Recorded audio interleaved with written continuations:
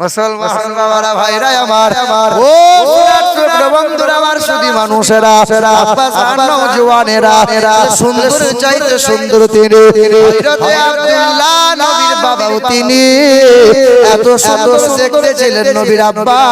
আব্দুল্লাহকে প্রেমের প্রস্তাব দিয়েছে। আব্দুল্লাহ বাড়িতে এসে বলে, আব্বা একজন মক্কা নগরীর রূপবতী মহিলা আমাকে বিবাহ করতে চেয়েছে গো আব্বা। হযরতে আব্দুল মুত্তালিব বলেছিল, আব্দুল্লাহ তোমার বিবাহ মক্কার শহরে দেব না, আমার এক ব্যবসায়ী বন্ধু আছে তার বাড়ি, আব্দুল ওয়াহাব জহুরি তার নাম, তার একটা কন্যা রয়েছে আমিনা, ওই আমিনার সঙ্গে তোমার বিবাহ দেব রে বাবা। আব্দুল্লাহর হাত ধরে নিয়ে গেল, মক্কা থেকে ইয়াসরিবে মদিনায় চলে গেল। আমিনাকে দেখে আব্দুল্লাহর পছন্দ হয়ে গেল। বিবাহ দিচ্ছে, আমিনার বিবাহে আব্দুল্লাহর সঙ্গে বিবাহে আবদ্ধ হয়ে গেল, বিবাহ হয়ে গেল। যেমন বিবাহ হয়ে গেল, এক রাত একদিন গেল, দ্বিতীয় রাত দ্বিতীয় দিন গেল, তৃতীয় রাত তৃতীয় দিন গেল। 3 দিন শ্বশুর বাড়ি থাকার পরে বিবিকে নিয়ে মক্কার দিকে চলে এলো। এবার বলেন তো বাবা, আপনারা বিয়ে করেছিলেন 40 বছর হয়ে গেল, 60 বছর হয়ে গেল, 30 বছর হয়ে গেল, শ্বশুর বাড়ি একটা না কতদিন বেরিয়েছেন বলো? কতদিন বেরিয়েছি আমি আপনি বলেন? 1 মাস 15 দিন ধরে বেড়াই। শ্বশুর মনে মনে বলে, জামাই কেন বাড়ি যায় না? আর জামাই বলে, সহজে আমি ছাড়বো না। 1 মাস বাড়ি যাবে না, হাড়ি খালি করবে তবে যাবে। আগেকার মানুষের 2 মাস করে বেড়াতো, মানে কেতা কম্বল বেঁধে নিয়ে যেত শ্বশুর বাড়ি বেড়াতো। 3 দিনের বেশি একটানা বেড়ানো যায় না। সমস্ত বাড়ি বলো, শ্বশুর বাড়ি বলো, 10 দিন 9 দিন 12 দিন বেড়াবে, 3 দিনের বেশি কারো ঘরে নয়। এ মুসলমান বাবারা ভাইরা আমার, বাচ্চাদের বন্ধুরা আমার, শুধু মানুষেরা, আমিনা বাড়িতে চলে এলেন। 1 মাস 2 মাস হয়ে গেল। 1 মাস পরে আব্দুল্লাহ বলেছিল, আমিনা তুমি আমার সোহাসিনী রে, আমিনা এইভাবে সংসার যে চলে না, আমাকে বিদেশ যাওয়া লাগবে। ভাইরা বিদেশ যাই, সফর সঙ্গী হয়ে আমিও বিদেশ যাব, তাদের সঙ্গে ব্যবসা করে নেব। হযরতুল্লাহ ব্যবসায়ী চলে গেল, ব্যবসা করলো, অর্থ সম্পদ গুটিয়ে নিল, উপার্জন করে বাড়ি ফেরার দিকে রওনা দেয়। চিঠিটা আমিনাকে লিখে পাঠিয়ে দেয়, আমিনা কয়েকদিন পরে বাড়ি যাচ্ছে রে আমিনা। আমিনা খুশিতে আনন্দে আত্মহারা, স্বামীর জন্য নতুন খাবার তৈরি করেছে, স্বামীর জন্য সেজেছে, স্বামীর জন্য খুশবু লাগিয়েছে। আর আমার স্বামী আসবে, দরজার সামনে পানিটা রেখে দিয়ে বলে, আমার স্বামীর হাত পা ধুইয়ে দেবো, আমার স্বামীর শরীরটা মুছিয়ে দেবো। বিবি স্বামীর সেবাতে, বিবির জন্য জান্নাত। আমার ঘরের বিবি যারা বিয়ে বাড়ি গেলে সাজবে তারা, পরপুরুষের সামনে সেজে যাবে তারা, কিন্তু স্বামীর সামনে সাজবে না। বড় হিজাব পরে আছে, ঘুমটা কেটে আছে, কিন্তু স্বামীকে তুষ্টিকারী করে, স্বামীকে গালমন্দ করে, স্বামীকে ভাষা খারাপ করে, স্বামীকে আঙ্গুল তুলে কথা বলে। যত বড়ই হিজাব পরুক আর যত বড়ই বুরকা পরুক না কেন, যে স্বামীর সঙ্গে দুর্ব্যবহার করে, ওই মহিলার জন্য জান্নাত নাই, জান্নাত নাই, জান্নাত নাই। এ বাবাজিরা আমার, আপনাদের বলে দিয়ে যাই, এই কথা বলার পরে এটাও তো বলা দরকার, যাদরের সোহাগের সোহাসিনী বিবি পাওয়ার পরে এই পুরুষ যদি পতিতালয়ের দিকে টান দেয়, পরকীয়ায় যদি লিপ্ত হয়, অন্য ঘরের বরের সাথে যদি প্রেম লীলা করে, তোমার মতো হারাম জানোয়ার, তোমার মতো পশু আর কেউ তো হবে না। তোমার মতো এত আদরের বিবি থাকা সত্ত্বেও তুমি হারাম কাজে, হারাম রিলেশন করলে কি করে? মুসলমান ভুল হচ্ছে, বিবিকে ভালোবাসো, বিবির মতো আপন বন্ধু আর কেউ হবে না, কেউ হবে না। জি হ্যাঁ, রবি রসুল বলে যে আমার বিবি খাদিজার মতো আর কেউ হবে না, সে যত সুন্দরী রূপবতী আসুক না কেন। মুসলমান বাবারা ভাইরা আমার হযরত আব্দুল্লাহ পথের মাঝে অসুস্থ হয়ে গেলেন।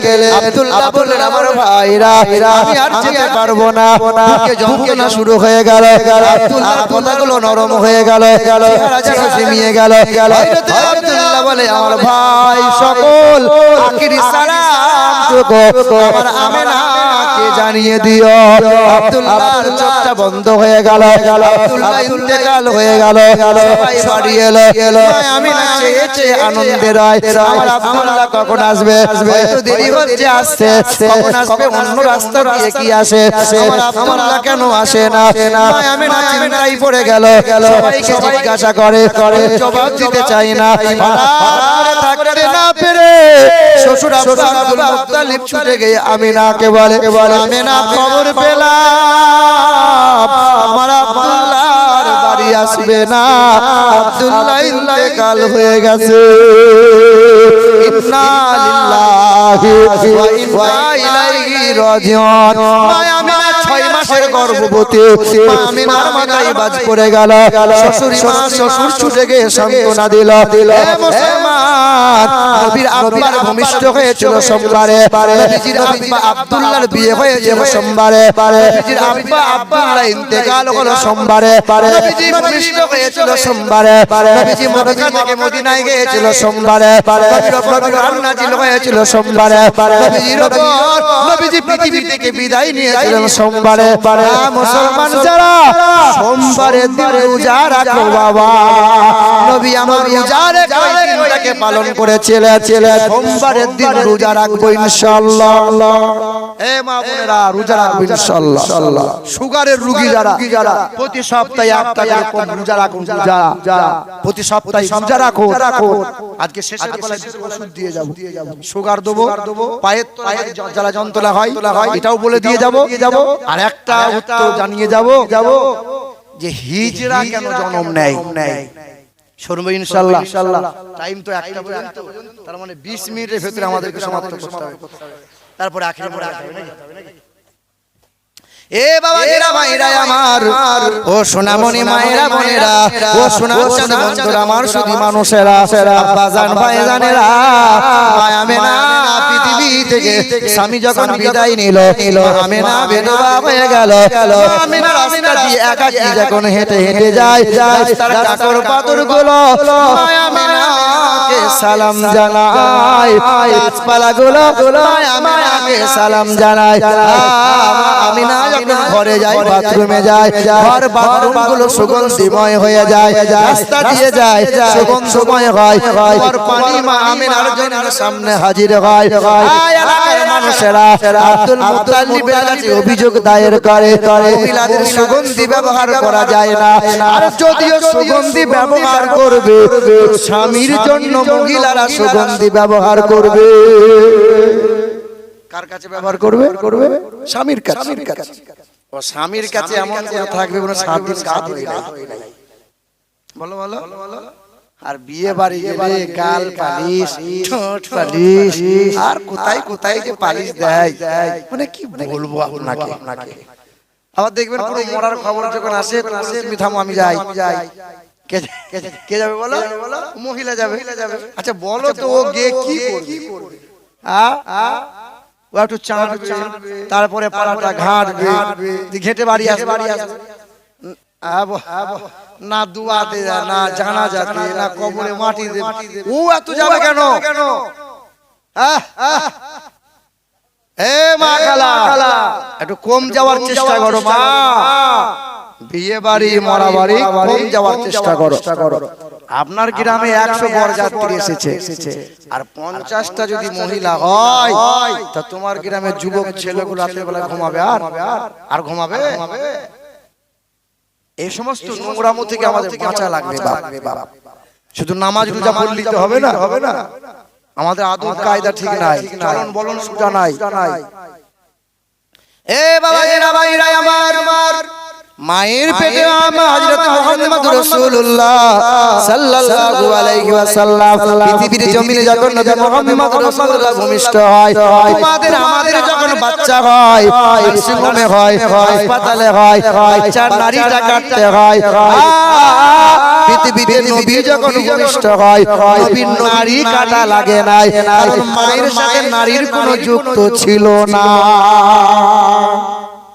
মায়েদের মেন্সটা বন্ধ হয়ে যায়, নারীর সাথে বাচ্চা নারীর যুক্ত হয়, আবার রক্তগুলো বাচ্চার শরীরে যায়, বাচ্চা হুষ্ট হয়। কিন্তু নবীর সঙ্গে মায়ের নারীর সাথে কোনো যুক্ত ছিল না। আল্লাহ বলতেছিল, আমিনা তোমার খাবার আমি নবীকে খাওয়াইবো না, আমি কুদরতি হাত দিয়ে জান্নাতি খাবার আমি তোমার পেটে আমার হাবিবকে খাওয়াইবো। খাইয়েছিলেন কে? আল্লাহ। হে বাবা ভাইরা আমার, পৃথিবীর জমিনে নবী ভূমিষ্ঠ হয়, রক্ত হয় না, যন্ত্রণা হয় না, পৃথিবীর কত সন্তান ভূমিষ্ঠ হয়, বাচ্চা দুধপানের জন্য চিৎকার করে কেঁদে ওঠে। পৃথিবীতে নবী যখন ভূমিষ্ঠ হয়, নবী তখন চিৎকার করে কাঁদে আর বলে, ইয়া রাব্বি হাবলি উম্মতি। আমিনা বলে, স্বয়ং বুঝতে পেরেছে, শুনতে পেলাম, আমার নবী মায়ের জন্য কাঁদলো না, আব্বার জন্য কাঁদে নাই, প্রতিবেশীর জন্য কাঁদে নাই, গুনাহগার উম্মত উম্মতির জন্য কাঁদে। তো মা আমিনা সেদিন ফুঁপিয়ে কেঁদেছিলেন। শ্বশুর আব্বা বলেছিলেন, আমিনা রে, তোর তো সুখের দিন রে মা, তোর কোলে এসেছে দু জাহানের বাদশা। তা মা আমিনা কেঁদে বলেছিলেন, আব্বা আজকে আমার স্বামীটা যদি হায়াতে থাকতো, আব্বা আমার স্বামীটা যদি আজকে হায়াতে থাকতো, আমার স্বামী আব্দুল্লাহ ছুটে এসে মুহাম্মাদের কপালে চুমা দিত, আর আমার আব্দুল্লাহ মক্কার বাজার থেকে একটা খেলনা কিনে নিয়ে আসতো। আল্লাহ যেন বলতেছিল, আমিনা আরে আব্দুল্লাহ বেঁচে থাকলে কয় টাকার খেলনা আনতো, আর কয়দিন বা খেলনা যেত, আমার হাবিবের জন্য আকাশের চাঁদটাকে আমি আল্লাহ খেলনা বানিয়ে দিলাম। নবীজির চাচা আব্বাস বলেন, জ্যৈষ্ঠ রাত্রে আমি নবীকে দেখতাম, শাহাদাত আঙ্গুলে করে যেই দিকে আঙ্গুল ঘোরাইতো, আকাশের চাঁদ সেই দিকে ঘুরতো। নবী বলেন, আকাশের চাঁদ আমাকে খেলা দেখাইতো, আকাশের চাঁদ আমাকে কাঁদতে মানা করতো, আকাশের চাঁদকে নিয়ে আমি নবী খেলা করতাম। নবী যখন হাঁটু পা সবে চলতে শুরু করেছিলেন, সেদিন মা আমিনা আল্লাহর কাছে কেঁদে বলেছিলেন, আল্লাহ আমার স্বামী আব্দুল্লাহ যদি হায়াতে থাকতো, তা আমার আব্দুল্লাহ আমার স্বামী মুহাম্মদের হাতটা ধরে একটু রাস্তায় ঘুরিয়ে নিয়ে যেত, একটু হাঁটিয়ে মক্কার বাজারে নিয়ে যেত, একটু হাঁটিয়ে মক্কার খেজুর বাগানের দিকে নিয়ে যেত। আমার আব্দুল্লাহ নাই, লোক কেউ রইল না, কেউ আমার ছেলেকে একটু বেড়াতে নিয়ে গেল না।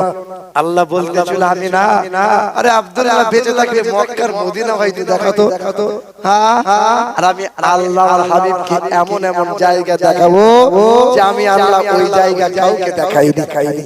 হ্যাঁ, আল্লাহ বলছেন আমার হাবিবকে আমি আল্লাহ সাত আসমান দেখাইবো, জমিনটা ঘুরাইবো, সিদরাত দেখাইবো, সিরাতটা দেখাইবো, মাহফুজ দেখাইবো, আমি আল্লাহ জাহান্নাম দেখাইবো, আমি আল্লাহ আরশ কুরসি দেখাইবো, আমি আল্লাহ আমার হাবিবকে জান্নাত ঘুরাইবো। হায় হায় হায়, আল্লাহ কত ভালোবাসে নবীকে, আল্লাহ কত মহব্বত করে আমার রাসূলকে। মুসলমান ভাইরা আমার, আল্লাহ পাক সবচেয়ে বেশি মহব্বত করে তার রাসূলুল্লাহকে, আর দয়ার রাসূল মায়ার নবী হাবিবে কিবরিয়া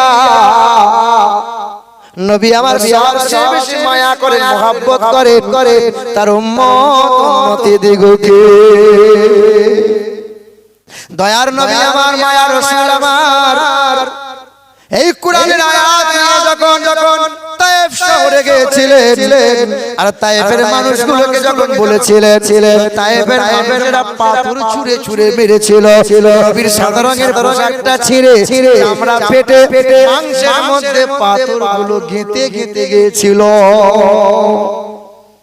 এত মারা মেরেছিল নবীর পিঠ চাল চাল করে দিয়েছিল নবী বেহুশ হয়ে পাহাড়ের গায়ে শুয়ে আছে পড়ে আছে জিবরাইল ফেরেশতা নবীকে আলতো করে কোলে তুলে উহুদের পাহাড়ের চূড়ায় নিয়ে গিয়েছিলেন হাওয়া করেছিলেন নবীকে বলেছিলেন ইয়া রাসূলুল্লাহ আপনি একবার অর্ডার দেন বেঈমানগুলোকে ধূলিসাৎ করে দিন নবী বলেছেন না ওরা আমাকে চেনে না আমাকে বোঝে না আমি প্রতিশোধ নেওয়ার জন্য আসি না প্রতিশোধ কারো লাগবে না সেদিন নবীর হাতটা ধরে জিবরাইল ফেরেশতা বলেছেন ইয়া রাসূলুল্লাহ আপনার খুব কষ্ট হচ্ছে বলেন ইয়া রাসূলুল্লাহ আপনার কষ্টের কথাটা মুখ ফুটে একবার বলেন সেদিন নবী জিবরাইল ফেরেশতার মুস্তাক টিপে ধরে বলেছিলেন জিবরাইল আমার কষ্টের কথা আল্লাহকে শোনানো লাগবে না তুমি আমার আল্লাহকে একটা কথা শোনাও আল্লাহ যেন আমার গুনাহগার এই উম্মতি গুলোকে maaf করে দেয় তা জিবরাইল ফেরেশতা বলেছেন ইয়া রাসূলুল্লাহ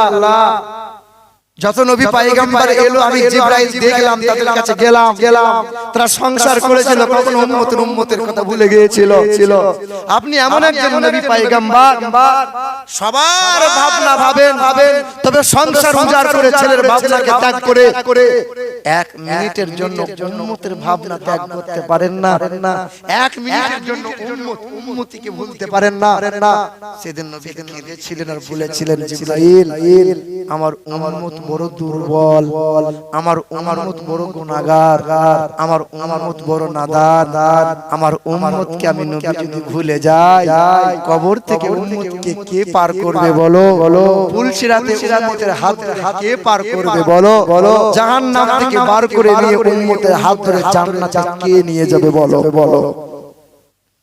দয়ার রাসূল মায়ার নবী আমার একদিন আম্মা জান আয়েশার ঘরে বসে আছে দয়ার নবী যখন বলছেন আয়েশা ওই তাকে জানালার মধ্যে জাইতুনের তেল রাখা আছে ওই জাইতুনের তেলটা উষ্ণ গরম করে নিয়ে এসো আয়েশা আমার পিঠে একটু তেল মালিশ করে দাও আমার শরীরে বড় জ্বর নবী আমার বসে আছেন চৌকির মধ্যে বসা আম্মা জান আয়েশা জলদি করে জাইতুনের তেলটা উষ্ণ গরম করে নিয়ে নবীর পিঠের কাছে দাঁড়িয়েছেন ইয়া রাসূলুল্লাহ আপনার পিঠের কাপড়টা একবার তোলে আমি আয়েশা আপনার পিঠে একটু তেল মালিশ করে দেব সেই দিন দয়ার নবী মায়ার নবী আমার পিঠের কাপড়টা দুই হাতে করে তুলিয়েছিলেন দুই হাতে করে উঠানোর পরে আম্মা জান আয়েশা তেলটা নিয়ে ডান হাতে করে দিতে যাবে এমন সময় হাতটা গুটিয়ে নিয়ে বলেছেন ইয়া রাসূলুল্লাহ এতদিন সংসার করি নবী গো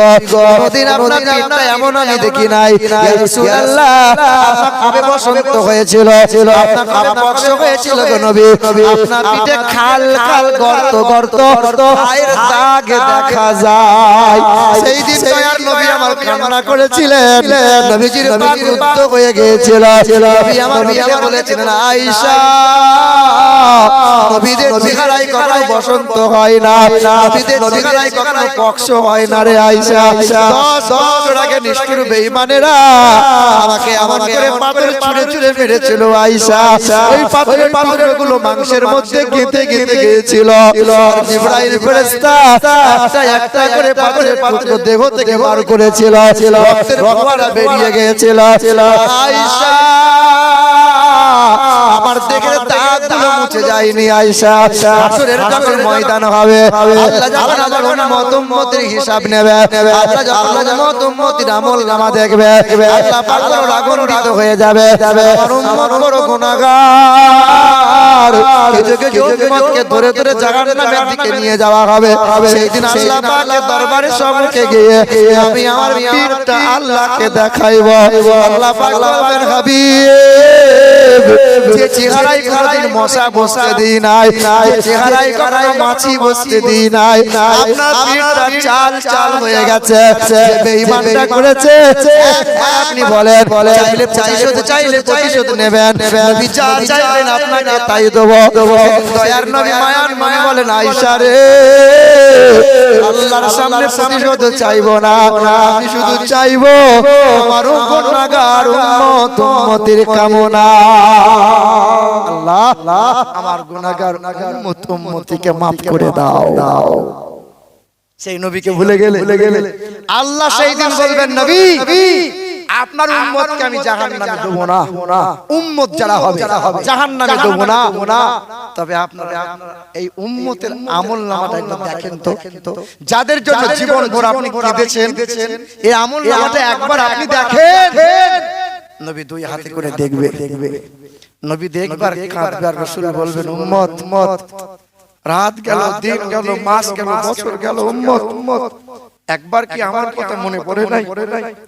একবার কি আমার প্রতি মায়া হয়নি তোমার উম্মত? মক্কা থেকে বেঈমানরা মেরেছিল, আমাকে মদিনায় বিতাড়িত করেছিল। উম্মত আমি সেই দিন তোমাকে ভুলে যাই নাই।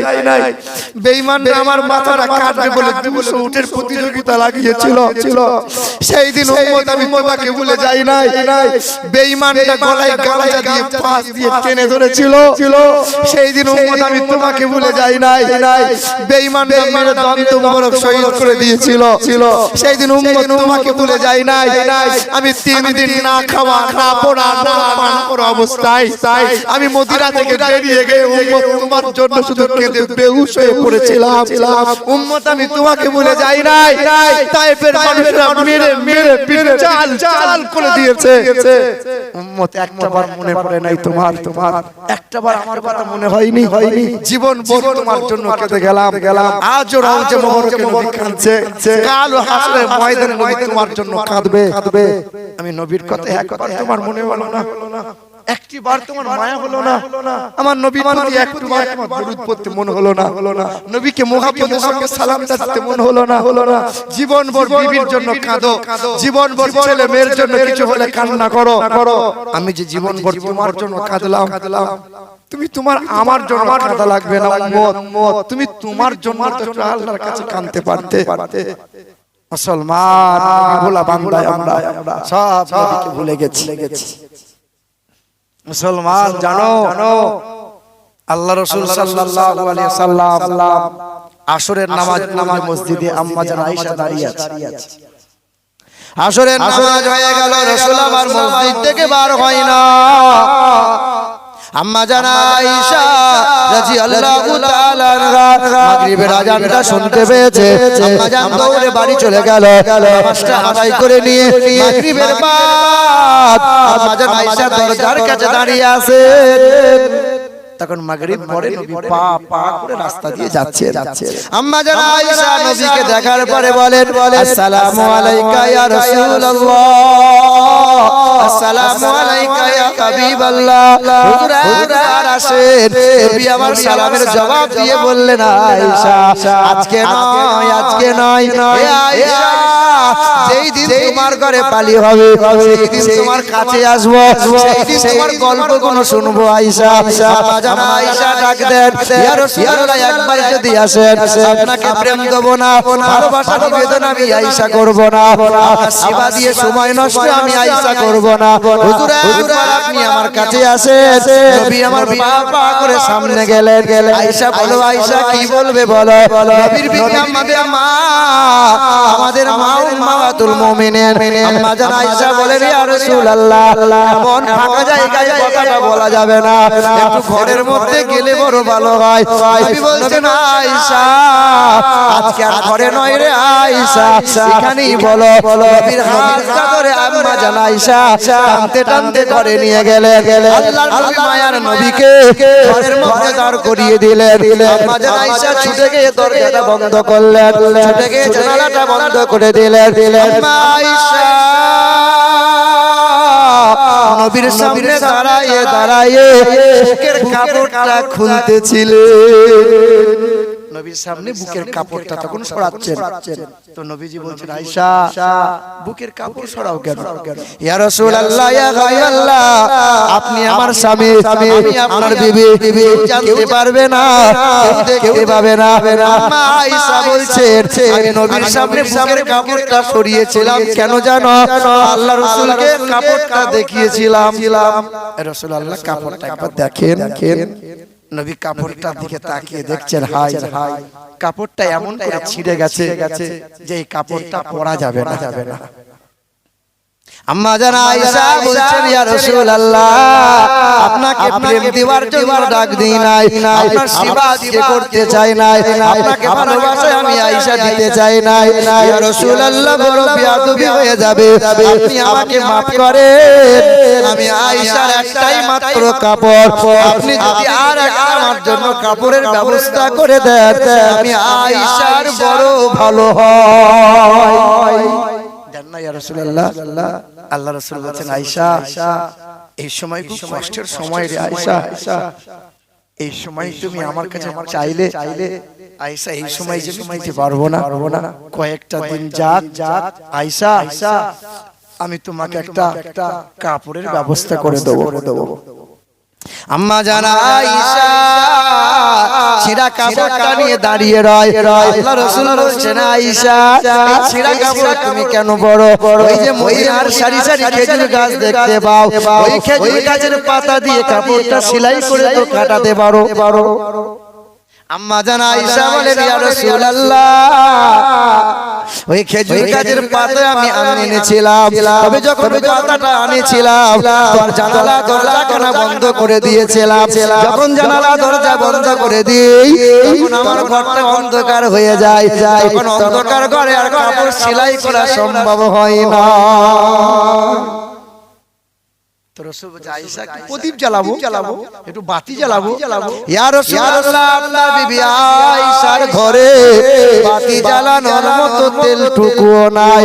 সেই দিন দয়ার মায়ার নবী আমার কান্না করে বলেছিলেন আয়েশা ছিঁড়া কাপড়ে দিন কাটাও, অন্ধকারে রাত পার করো আয়েশা, আমি নবী আমার উম্মত উম্মতির কথা ভাবতে ভাবতে আয়েশা আমি তোমার ভাবনাকে ত্যাগ করে দিয়েছিলাম। হায় হায় হায় নবী বিবির ভাবনা ত্যাগ করে দেয়, খেদমতকে ভুলে যায় না। এ আল্লাহর বান্দারা হে সোনার টুকরো বন্ধুরা, আল্লাহ পাক বলেন আমি তোমাকে সুন্দর করে বানাইছি, হাবিবের আদর্শে সুন্দর হও, শুধু মুখে নবী নবী বললে হবে না, আহাব্বা সুন্নতি আহাব্বানি মারিয়া ফিল জান্নাত, যে আমার সুন্নতকে ভালোবাসে, যে আমার সুন্নতকে ভালোবাসে, যে আমার সুন্নতকে ভালোবাসে, সেই মানুষটাই আমাকে ভালোবাসে, যে আমাকে ভালোবাসে আমি তার হাত ধরে রহমতের জান্নাত নিয়ে যাব, আমার নবীকে মুহাব্বত করে নাও। হে মুসলমান আল্লাহ পাক বলেন পৃথিবীর জমিনে তোমাকে সুন্দর করে বানাইলাম, সবটা সুন্দর করো। কোরআন শরীফে 114টা সূরা আছে, একটা সূরার নাম হলো মাকড়সা, একটা সূরার নাম হলো গাভী, একটা সূরার নাম হলো পিপীলিকা, একটা সূরার নাম হলো মৌমাছি। শুনেছেন যে মাকড়সা বলে সূরা আছে? হ্যাঁ শুনেছেন মৌমাছি বলে সূরা নাহাল, পিপীলিকা বলে সূরা নামাল। হায় হায় হায় আল্লাহ পাক সমস্ত ব্যাখ্যা করা সম্ভব নয়, রাত 2টা 3টা বেজে যাবে। এ বাবা এরা ভাইরা আমার আল্লাহ পাক রব্বুল আলামিন একটা সূরা দিলেন, সূরার নাম হলো মৌমাছি, সূরার নাম সূরা নাহাল। আল্লাহ পাক বলে দুনিয়ার মানুষেরা সুন্দর যদি হতে যায় সামান্য একটা পক্ষী, একটা মাছি, মৌমাছি মৌমাছির মতো স্বভাবটা বানিয়ে নাও। আওহার কাইলান নাহালে তাকে যে জিবালে উতাও মিনাশ শাজারি ইয়ারিশুদ সুম্মা কুলি মিন কুল্লি সামারাত ফাসলুকি সুবুলা রাব্বিকি যুলুলা ইয়াখরুজু মিন বুতুনিহা শারাবুন মুখতালিফুন আলওয়ানুহু ফীহি শিফাউল লিন্নাস। হে বান্দারা স্বভাব বানাও, যদি মৌমাছির মতো বানাও, যে মাছিটা গাছের ডালে বৃক্ষে ঘরের কোণে পর্বতের গায়ে ঘর বানায়, ওই মাছিটা আল্লাহর জিকির বন্ধ করে না, নবীর প্রতি দরুদ কখনো বন্ধ রাখে না। ওই মাছিটা কখনো হারাম জায়গায় বসে না, নাপাক খাবারে বসে না, দুর্গন্ধযুক্ত খাবার খায় না। আর একটা মাছি আছে ও পায়খানায় বসে, ও মিষ্টির হাড়িতে বসে, ও আবার আম কাঁঠাল দেখলে পরে ঝাঁপিয়ে পড়ে, আপনার শরীরেও বসে। ওই যে মাছি, হ্যাঁ কি মাছি বলে? আঁক মাছি। হাই দেখো এই বাবাজিরা ভাইরা আমার কেউ কেউ বলে বুয়ে মাছি কিছু কিছু মুসলমান ওই মাছির স্বভাব নিয়েছে নামাজও পড়ে আবার জমির আল কেটে কেটে জমি বড় করে নামাজও পড়ে আবার বউটাকে দেখে পেট বার করিয়ে বন্ধনে লোন আনতে পাঠায় আবার নামাজও পড়ে নিজেকে আল্লাহর বান্দা বলে দাবিও করে আর দেখে সুদের কারবার করে পেট মোটা করে নামাজও পড়ে ছেলের বিয়েতে 6 লাখ টাকা 4 ভরি সোনাও নেয় আর তাহাজ্জুদ নামাজ পড়ে তাসবিহ করে হায় হায় হায় ও মধুমাছি লয় স্বভাব আঁশ মাছির স্বভাব এই বাবা সুন্দর যে হওয়া লাগবে আল্লাহ যে সুন্দর বানাইছে তাকে আসবে সুন্দর হয়ে গরু ছাগলকে পোশাক পরতে হয় গরু ছাগলের লজ্জা শরম আছে মানুষের আছে না নাই কথা বলে না যারা লজ্জা নাই যারা শরম নাই যারা হায়া নাই ও মানুষই নয় আপনার হায়া হওয়া দরকার লজ্জা হওয়া দরকার শরম হওয়া দরকার যে ছেলেটা বড়কে শ্রদ্ধা করে না ছোটকে ভালোবাসতে পারে না উলামা হায়দারদের সম্মান ইজ্জত করতে পারে না আবার কিসের মানুষ এ মুসলমান বাবারা ভাইরা আমার তুমি ভাবছো টাকা আছে আল্লাযী জামা মালাও ওয়াদাদা ইয়াহসাবু আন্না মালাহু আকলাদা ও শুধু দিনরাত টাকা জমাচ্ছে আর গুনচার মাল জমাচ্ছে আর মনে মনে ওর ধারণা ওর সম্পদ ওর অর্থকে কোনোদিন মারবে না চিরস্থায়ী বাঁচিয়ে রাখবে করুন এত টাকার মালিক ছিল গাধার পিঠে তার চাবি বইতে হতো করুন বলেছিল কোনোদিন আমি মরবো না ফিরাউন ভেবেছিল অনেক দিন বাঁচবো নমরুদ বলেছিল আমি কখনো মরবো না সাদ্দাত বলেছিল আল্লাহর জান্নাতে যাব না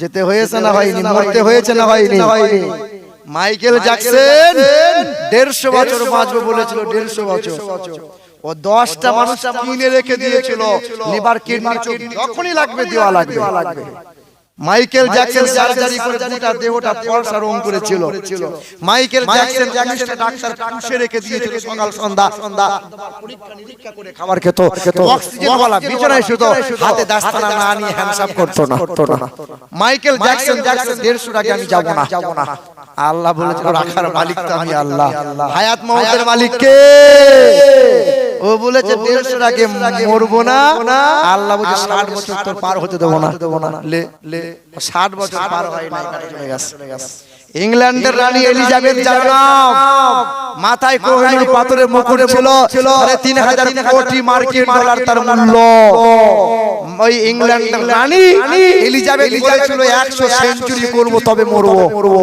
৭০ বছর পার হয় নাই মরে যেতে হয়েছে আমার নিজের বাপের নানি আমার বাপের নানি 118 বছর 118 বছর বেঁচে ছিল আমি শিশুকালে আমার নিজের নানিকে নানাকে দেখি নাই বাপের নানিকে ভালো করে দেখেছি তো নানি আমার বাপের নানি মানে আমার বড় মা হয় তো আমি যখন গিয়েছি আমি জিজ্ঞাসা করছি মা কেমন আছো তুমি কি আর থাকতে চাইছো তোমার বাপের নানি বলছে আর 5-6 বছর হলে ভালো হতো কারণ হাই রে 118 বছর বেঁচেছো এখনো মরতে মনে হয় না হ্যাঁ গো বলো সবাইকে মরে যেতে হবে আমার দাদু বাঁচতে চেয়েছিল না বাঁচতে দেয়নি আমার দাদি থাকতে চেয়েছিল এই পৃথিবী থাকতে দেয় না নানা নানি বাঁচতে চেয়েছিল এই পৃথিবী থাকার জায়গা নয় সবাইকে চলে যেতে হবে টাকার গদিতে শুয়ে আছে কাল চলে যেতে হবে সুখের বিছানায় শুয়ে আছে তাকে চলে যেতে হবে যে দুঃখের কান্নায় জ্বলছে তাকেও চলে যেতে হবে যে কোটিপতি তাকেও চলে যেতে হবে মরতে সবাইকে হবে আইনামা তাকুন ইদরিকুমুল মাউত ওয়ালাউ কুনতু ফি বুরুজিম মুশাইয়াদা ইযা জা আজালুহুম লা ইস্তাখিরুনা সাআতাও ওয়ালা ইস্তাকদিমুন যখনই ডাক পড়বে আমার ডাকে সাড়া দিতে হবে ছেলে চলে যাবে বাপ কাঁদবে দাদু মাটি খুঁজছে বাপ কাঁধে করে ছেলের লাশ বয়ে নিয়ে যাচ্ছে বাপ ভালো হও হারাম ত্যাগ করো হারাম ত্যাগ করো আর ছেলের বিয়েতে পণ নিও না কিছু ছেলের আমার আরজি ছিল ফোন করে বলছে হুজুর ওই গজলটা বলবেন ছেলের বিয়েতে যে বাপ টাকা নিয়ে বলবো শেষ বেলায় আদেশ খুব কষ্ট হবে কিন্তু আপনার কোল যে কিন্তু সেদ্ধ হয়ে যাবে। দেখেন আদেশ করিল আল্লাহ পবিত্র কোরআনে, আর বিবাহ করিও যত আদম সন্তানে। কোরআনে আদেশ আল্লাহ যদি না করিত, আর মানুষের বংশ সব ধ্বংস হয়ে যেত। কিন্তু হাই বর্তমানে হইতেছে এমন, আর বেটির বিয়েতে বেটার বাপ নিচ্ছে কত পণ। কেউ বা নিচ্ছে সোনা দানা, কেউ বা টাকা করি, আরে কেউ বা নিচ্ছে জমি জায়গা, কেউ বা নিচ্ছে বাড়ি। আবারও কত বাবজি বলে দেখি নিব না কোপন, আর বেটা বেটি সাজিয়ে দিকে বিয়াইও আপন। টাকার বেলায় সাধু সাজে, জমির বেলায় চোর, আর বর্তমানে কিছু বেটার বাপ এমনি হারাম খোর। চোর লোকে চুরি করে অন্ধকার হলে, আরে বেটার বাপ চুরি করে দিনেরই আলোতে। হাইরে বেটার বাপ তুমি এমনি লোভী হলে, টাকার বদলে বেটা বিক্রিও করিলে।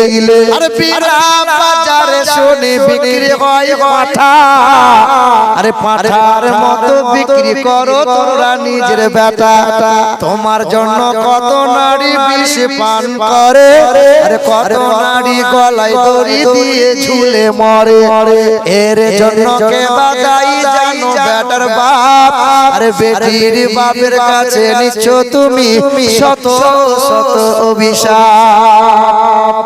14 বার হজ করো না কেন, আর তাহাজ্জুদের নামাজ পড়ে কপাল বেটা কালো করে ফেলো না কেন? যারা ছেলের বিয়েতে পণ নিয়েছো, আর ভাই আর বোনের হক মেরে যারা খাচ্ছো, হজ করলেও মাপ নাই, তাহাজ্জুদ করলেও মাপ নাই। বাপকে ডাক্তারখানা যাওয়ার নাম করে রেজিস্ট্রি অফিসে নিয়ে গেছে। বড় ভাইয়ের সম্পত্তির রাস্তার ধারে ছিল, বাপের কাছ থেকে টুক করে লিখে নিয়েছে। টাকা হয়েছে, লিখে নেওয়ার পরে হজ করতে গেছে। কালো দড়ি আর একটা বড় তসবিহ নিয়ে সুবহানাল্লাহ সুবহানাল্লাহ তসবিহ টানছে। আর ফেরেশতা বলছে মর তোকে আছিলা বাঁচ যদি না দিতে পারি।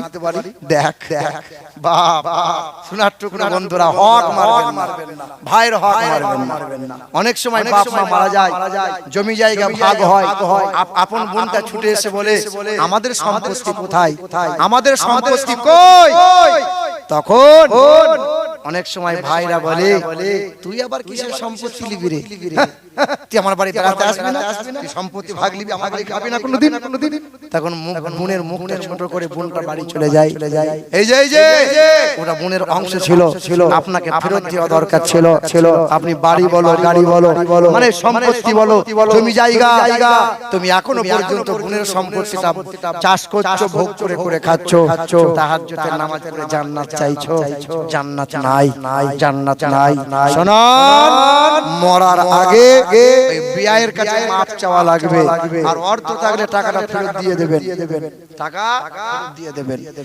না না, এই মাল নিয়ে জান্নাত পাওয়ার আশা করিয়েন না। আগামীতে যাদের বিয়ে দেবেন ছেলেদের, যারা ভাবছেন, দাদু আছেন, যারা বাপ আছেন, যারা ছেলে যারা আছো, একটু হাতটা তুলে বলতে পারবো যে আগামীতে বিয়ে করব তো এক পয়সা হারামের দাবি করব না। হবে ইনশাআল্লাহ? কে কে আছে হাত তুলে দেখাও যে আগামীতে ছেলের বিয়ে দেবো, এক পয়সা হারামের দাবি করব না। একটু দেখান না, একজন দুইজন হাত নামাইয়েন না, হাত তুলে থাকেন। 1 2 3 4 5 6 7 8 9 10 11 12 13 14 এই 20টা মানুষ গো। বাকি সব কি ছেলে পিলে নাই কারো? হ্যাঁ, হায় হায় হায় হায় হায় হায় বাপ, না, আপনার সিলসিলা ভক্ত মানুষ তো নাকি? তা সিলসিলা ভক্ত যদি মানুষ হন, আগামীতে এক পয়সা হারামের দাবি করব, আর সিরিয়াল ওয়ালা টিকটক ওয়ালা মেয়ের বৌমা করব, আর ভুরু ফিলাপ করা মেয়েকে বৌমা করে আনবো। এই টিকটক ওয়ালা মেয়ে যদি বাড়িতে বউ করে আনো, সংসারে আগুন লাগিয়ে তারপরে ছাড়বে। ছেলেকে বিক্রি করার চিন্তা করিয়েন না। টাকার বিনিময়ে সোনার বিনিময়ে ছেলে বিক্রি করবেন, অল্প দিনে বাপ মা ত্যাগ করে শ্বশুরকে বলবে আব্বা জান, শাশুড়িকে বলবে আম্মা জান, বাপ মা চেয়ে চেয়ে থাকবে আর মৌলবীকে তাবিজ নিয়ে যাবে, হুজুর আমার ছেলেটাকে বয়স করে নিয়েছে শ্বশুর শাশুড়ি, একটু দেখেন। কোনোদিন আপনার ছেলে হাতে আসবে না। আপনার ছেলেকে বিক্রি করে দিন টাকা দিয়ে, বাপ কথায় অনেক কথা বেড়ে যায়। জি জি হবে ইনশাআল্লাহ। হারাম থেকে বাঁচবো ইনশাআল্লাহ। জোরে বলেন তো নারে তাকবীর, নারে তাকবীর, নারে রিসালাত। আল কোরআনের আলো, আল হাদিসের আলো, সুন্নিয়তের আলো, দ্বীন ইসলাম, দ্বীন ইসলাম, খাজা কা হিন্দুস্তান। নারে তাকবীর, আল্লাহু আকবার, মাশাআল্লাহ। এবার ওষুধটা বলে দিয়ে যাই। জি জি, এই যে হিজরা কেন হয়? মা বোনেরা খুব ভালো করে শুনবেন। পুরুষ এবং মহিলাদের কারণে, দুই ভুলের কারণে হিজরা হয়। মাওলাই আলীকে কিছু মানুষ প্রশ্ন করেছিল, হে মাওলাই আলী, মায়ের পেট থেকে পুত্র হয়, কন্যা হয় না হয়, তবে হিজরা কেন হয়? তো মাওলাই আলী নবীজির কথা বলেন যে দয়ার রাসূল আমার বলেন যে মহিলাদের যখন মেন্স হয়, শরীর খারাপ হয়, ওই অবস্থায় স্বামী স্ত্রী মিলন করা হারাম। কথা মনে থাকবে। ওই অবস্থায় স্বামী স্ত্রী মিলামিশা করা হারাম। কোন রকম মিলামিশা করতে দেয়া চলবে না, করা যাবে না। ওই অবস্থায় কোন পুরুষ যদি নিজের বিবির সাথে মিলামিশা করে, মাওলাই আলী বলেন, আর ওই অবস্থায় যদি পেটে কোন রকম বাচ্চা এসে যায়, তো এই বাচ্চাটা হিজরা হয়ে যায়। সচেতন থাকবো ইনশাআল্লাহ। দুই নম্বর, যাদের হাতে, যাদের পায়ের জ্বালা পোড়া করে কি করে না, যাদের পায়ের জ্বালা যন্ত্রণা করে, একটা ঔষধ নবীর দেওয়া, আবু দাউদ শরীফের হাদিস, আল্লাহ রাসূল বলেন ওই মেহেদি পাতা মাসে তোমরা 2 বার পায়ের তলায় সেবন করবে, পায়ের তলার জ্বালা যন্ত্রণাগুলো আল্লাহ শিফা করে দেবে। অনেক মহিলারা আবার বলে যে নবী দাড়িতে মেহেদি লাগিয়েছে, মেহেদি কি পায়ে লাগানো যায়? জি যায়। নবী দাড়িতে আতর লাগিয়েছিলেন। আবার নবী বলেছেন মহিলারা শরীর খারাপ যখন হয়ে যাবে, গোসল করার পরে লজ্জা স্থানে শরীরের অঙ্গের বিভিন্ন জায়গায় আতর লাগাবে। তো নবী যেমন দাড়িতে মেহেদি লাগিয়েছেন, নবী আবার বলেছেন পায়ে মেহেদি লাগাও, মেহেদি লাগালে পায়ের জ্বালা যন্ত্রণা ভালো হয়। তবে পুরুষ মানুষ যারা বিবাহের দিনে বগল পর্যন্ত মেহেদি লাগাচ্ছ, বাপ ভুল করে মেহেদি লাগাইও না। পুরুষের মেহেদি লাগানো জায়েজ নাই, পুরুষের হাত রঙিন করা জায়েজ নাই, ঈদে হাত কালার করা জায়েজ নাই।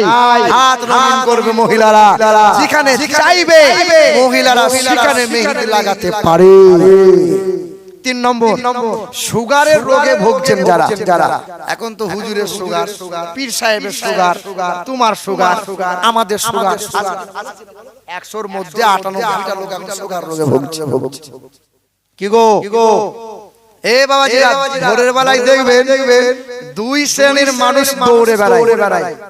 এক শ্রেণী পেটের দায়ে গরিব মানুষ ছুটে বেড়ায়, আর এক শ্রেণীর টাকাওয়ালা লোক আন্ডার প্যান্ট পরে চাচিও ছোটে, চাচাও ছোটে। ও সুগারের দায়ে ছোটে, ঠিক না ভুল বলো? সুগার। আল্লাহ বলছেন যে ওয়াহাল্লাহুল বাইআ ওয়া হারামার রিবা, ব্যবসাকে হালাল করেছি, সুদকে হারাম করেছি। তোমরা সুদের ধারে কাছে জানো যেও না। ডাক্তার বলেছে তোমার হাই প্রেসার মাংস জানো খেও না, তোমার সুগার মাটির তলার খাবার জানো খেও না। ডাক্তার যা বলেছে বেটা তাই মেনে চলে, আর আল্লাহ যা বলেছে তা তারা মানে না। নবী বলছেন ফজরের নামাজ পায়ে হেঁটে গিয়ে জামাতে আদায় করো, নামাজ যেন কাজা করিও না। ও ফজরের নামাজ পড়বে না, কিন্তু ডাক্তারের কথা মতো আন্ডার প্যান্টে ছুটবে ভোরবেলায়। বাপ শোনো, সুগারের দায়ে যারা ভুগছেন খুব অতিরিক্ত ওষুধ খাবেন না। সুগার হলো রোগের মা। এই সুগার থেকে অন্যান্য রোগ উৎপত্তি করে। কি খাবেন আপনি? আপনাকে বলি ফল ফ্রুট একটু কম খাওয়ার চেষ্টা করবেন। অ্যালোপ্যাথি ওষুধটা একটু কম খাওয়ার চেষ্টা করবেন। আর আপনি খাবেন ওই কবিরাজি দোকানে পাওয়া যায়, দশকর্মা দোকানে পাওয়া যায় ইন্দ্র জব বলে একটা শস্য আছে। সন্ধ্যাবেলায় ভিজিয়ে রেখে 4 গ্রাম করে ভিজিয়ে রাখবেন, সকালে পানিটা খাবেন। আর ফজরের নামাজ পড়বেন।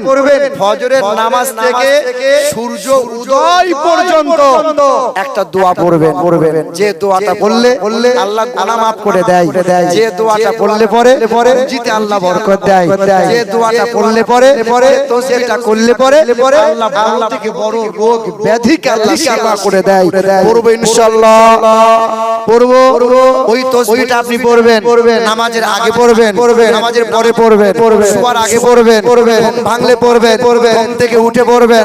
চাষ আবাদ ব্যবসা বিজনেস চলাফেরা পাক না পাক সর্ব অবস্থায় ওই তসবিহ যে বান্দা বেশি বেশি পড়বে রোগ ব্যাধি হইতে শিফা পাবে, রুজিতে বরকত পাবে, আল্লাহ বাড়ির বালা মুসিবত দূর করে দেবে, স্বামী স্ত্রীর মিল মহব্বত আল্লাহ বাড়িয়ে দেবে। ওই তসবিহটার নাম হলো আস্তাগফিরুল্লাহ, আস্তাগফিরুল্লাহ, আস্তাগফিরুল্লাহ, আস্তাগফিরুল্লাহ। ফজরের নামাজ বাদ সূর্য উদয় পর্যন্ত আল্লাহর কাছে জিকির আজকার করবেন। সূর্য উদয় হলো 4 কিলোমিটার হাঁটুন আপনার ব্যাপার, কিন্তু এই তসবিহ বাদ দেবেন না। আর খাওয়া দাওয়া একটু কন্ট্রোল করেন, পরের বাড়ির সুযোগ পেলে গলা পর্যন্ত খাবেন না। কিছু লোক আছে জানেন, ওই বরযাত্রী গেলে পরে 70 টাকা করে মোরের মাথায় দাঁড়িয়ে পারবি 70 রসগোল্লা খেয়েছি, 6 মাস পরে বেটা সুগার আর সুগার তোর হবে। এ বাপ, পরের পেয়ে বেশি খাবেন না, খাওয়া দাওয়া একটু কন্ট্রোল করবেন। আল্লাহ আমাকে সকলকে maaf করে দেন। আল্লাহ হায়াতে দারাজ করেন। ভাষাতে বলাতে ভুল ত্রুটি হলে আল্লাহর ওয়াস্তে maaf চাইছি, আল্লাহ maaf করে দেন। সকলে নবীর মহব্বতে সালাম জানাই, ইয়া নবী সালাম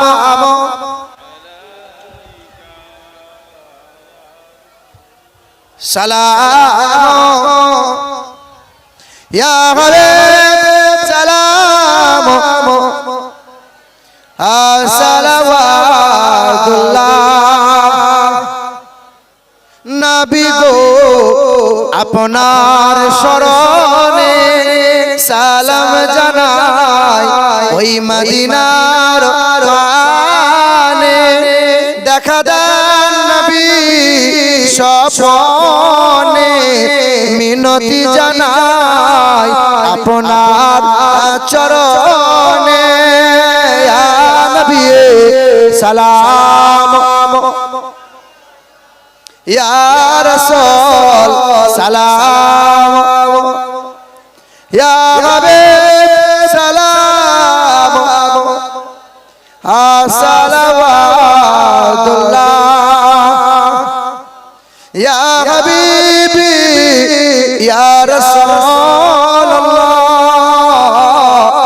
কবরে যখন যাব তোমারি দিদার পাব, দাঁড়ায়ে সালাম জানাবো, দিদারে খুশি মানাবো, ইয়া নবী সালাম, ইয়া রাসূল সালাম, ইয়া হাবিব সালাম, সালাওয়াতুল্লাহ